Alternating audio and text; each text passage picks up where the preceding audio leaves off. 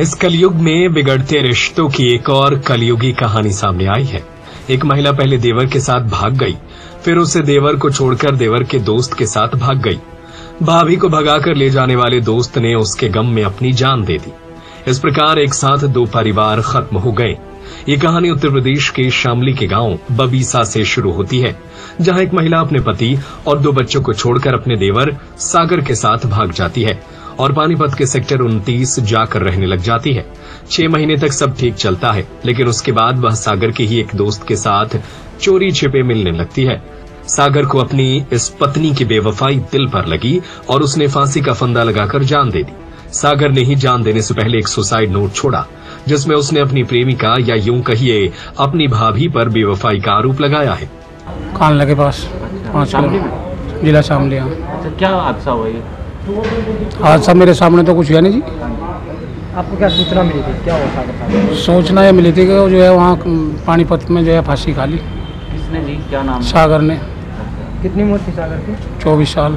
क्या लगते थे जी आपके? भतीजा। अच्छा, क्यों फांसी क्यों खाई पता हो?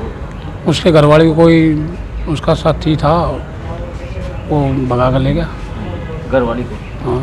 अच्छा, ये शादी इसने लव मैरिज की थी, कैसे की? ये शादी इसने भी अपने भाई के घरवाली को, चाचा के ताऊ के लड़के की घरवाली को उसके साथ रहता था। कितने दिन पहले? 1 साल से।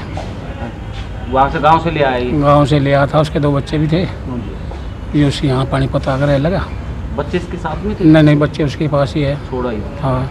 सुसाइड नोट क्या लिखा है? सुसाइड नोट में लिखा है कि मेरी जो है उसमें मुझे इंसाफ मिलना चाहिए। उसका फ़ोन नंबर है, लड़के का नाम है और उसका एड्रेस है पूरा। और मेरे घरवाले को जो मेरे पास ही रहता था, उसी से जो है बातचीत फ़ोन फान करा था और लेकर सपा गया।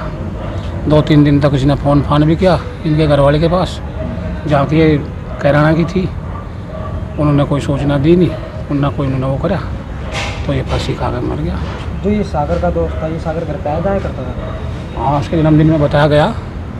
अक्सर आता रहता था? अक्सर आता जाता था। उसके भाई के फ़ोन में फ़ोटो भी है उसके।